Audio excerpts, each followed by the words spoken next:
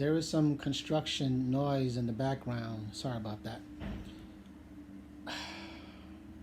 I'm sitting here thinking about this video that I just saw, and it's making me say to myself, what is truly going on? In the video, there was a man dressed in black with an umbrella, and he approached an AutoZone, and then he began to start destroying the windows. And even the protesters were looking at the guy like, what is this about? The man kept breaking each window. And then after that, while he was holding the umbrella, breaking each window, he just turned around and just walked away slowly. And some of the protesters, one of them had a camera, began to follow this individual. And the individual with the umbrella turned to one of the protesters and said to that person, "What, you want some of this too?" And he looked like he was about to attack him, and then he just turned around and just started walking away with his umbrella, all dressed in black. I caught a quick glimpse at the man. He appeared to be Caucasian. I'm saying to myself, why is he doing it? Why, usually these criminals, right? They just burn down these buildings. You see what I'm saying? The reason why I mentioned the people that were following that criminal who was breaking the windows with the umbrella, the reason why I labeled those people that were following him protesters is because they looked like as if they wasn't on board with the rest of the criminals who were destroying private property. So there are some people out there who are doing the right thing. That's what I'm trying to say. There are some real protesters out there, but there are a lot of others out there who are deliberately destroying things, and I'm going to get to that. There's another part in the video that I saw that the video mentioned the fact, and I had to look this up, and it's true, that George Floyd and the officer who murdered him, they both worked for the same nightclub. As a matter of fact, the officer, Officer Derek, he worked in that nightclub for about 17 years.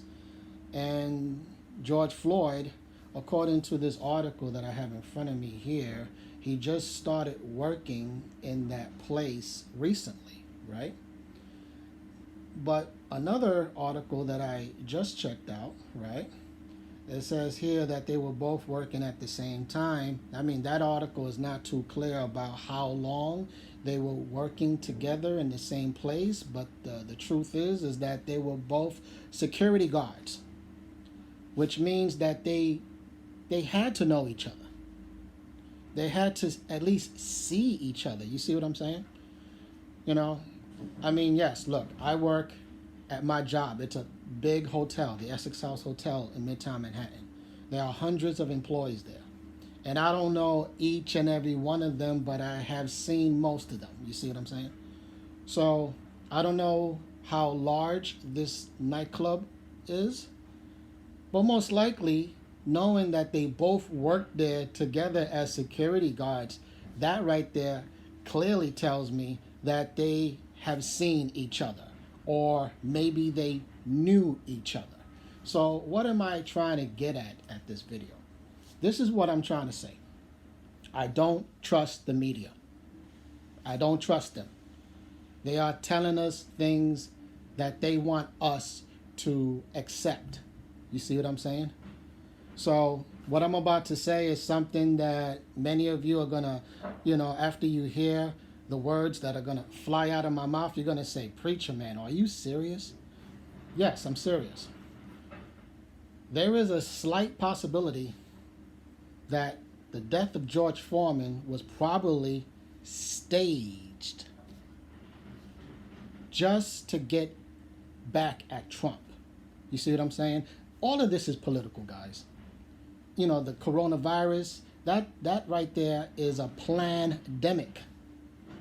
And here we are, the country gradually reopening, right? And then this happens with the riots. And I have heard that around Minneapolis, there are bricks in certain locations stacked up. I even saw a video of a lady who approached these people who were in a car saying, "Why are you handing out bricks to black people?" You know?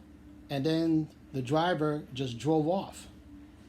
Why is that? You know, these are things that we have to question. That's what I'm trying to say. And we cannot believe everything that we are hearing from the media. I have said that in my previous videos. I don't trust the media at all. I don't. I mean, for the longest time, I have always believed that there is a secret society in existence who are working with the fallen angels from the heavenly realms. They are together, guys. You see, they are tag team partners. And I believe, I mean, not let me not say, oh, I believe that this whole thing was a hoax, but there is a slight possibility that this might be a hoax. Why? Because the powers that be really don't want Trump to be reelected. And they're going to make sure this time around that they're going to do whatever it takes to prevent that from happening. They slept the last time during the first election back in 2016. They slept big time. They underestimated Trump. They thought, nah, he ain't going to win. You heard numerous celebrities who came out and said, that's a joke. You know, the women from The View, they had a live broadcast on their on ABC, and you could check it out for yourself on YouTube. And they were just patiently waiting for the numbers to, to come in, with the voting and stuff. And then when they realized that Trump won this state, he won in Ohio, he won in this location and that location, you should have seen their faces. And over here in New York, a lot of people were just crying in Times Square. So I believe that the powers that be don't want this man to be reelected. So they came up, in my opinion, with the coronavirus. And now, knowing that we are entering the summer, and I believe Trump, if I'm not mistaken, and several others who came out and said that the coronavirus should decrease because of the summer, the temperature and stuff like that. But as we are reopening, now we are facing these riots, properties that are being destroyed. I seen a GameStop, a video game store being destroyed, and many other properties, many other businesses being destroyed. Why? Maybe the powers that be purposely sent out these people who are in these other states, right? Who are causing these riots, who are paying people off. That's what I heard, that they are deliberately paying people. They say, hey, man, I want you to start destroying this place and that place. They probably gave them $1,000 or whatever. And a lot of these people from the hood, they're poor. They got no money. They got no jobs. So they're going to do what they got to do. And most likely, they say, hey, why not? They got paid. That's a possibility. These are theories that I'm presenting to you guys so that you guys can think for yourselves instead of allowing the idiot box to think for you. That's my point in this video. So in closing, I just want to say that there is a slight possibility that this George Floyd thing was staged. Maybe, right? And you're going to probably say, well, where is George Floyd if that's the case? There's a possibility that they put him in some kind of, you know how it is. You heard it all the time. You've seen it in the movies, and you hear about witnesses who would testify about certain cases, and then these real big, serious, sensitive cases regarding drug lords and stuff like that. And if you are going to speak out against these people, most likely they're going to put a contract on you. So the best way for you to just come out and say what you got to say and then walk away from that situation, and if for them, for that to happen, they have to just basically relocate you, just put you somewhere away from the eyes of these people. You see, that's possible. They do that all the time. There's a name for it. I can't remember it right now. But maybe George Floyd might be alive somewhere.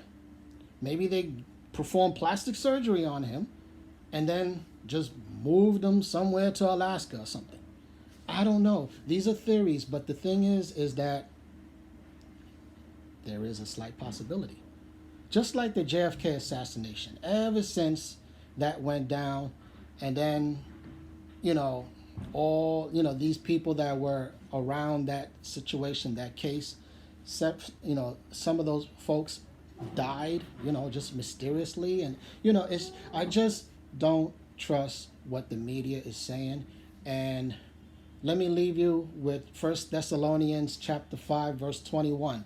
Test all things and hold on tight to that which is good. You need to test everything that you're hearing. You need to. Because if you allow the media, even the government, and even the people around you, if you allow them to fill your minds with their opinions and you don't take the time to analyze and think for yourself, then you're going to become another lamb that might ultimately end up in the slaughterhouse. This is the Preacher Man signing out. May the Lord Yeshua Mashiach bless you all and your loved ones. And in Yeshua's holy name, I say, Amen. Peace.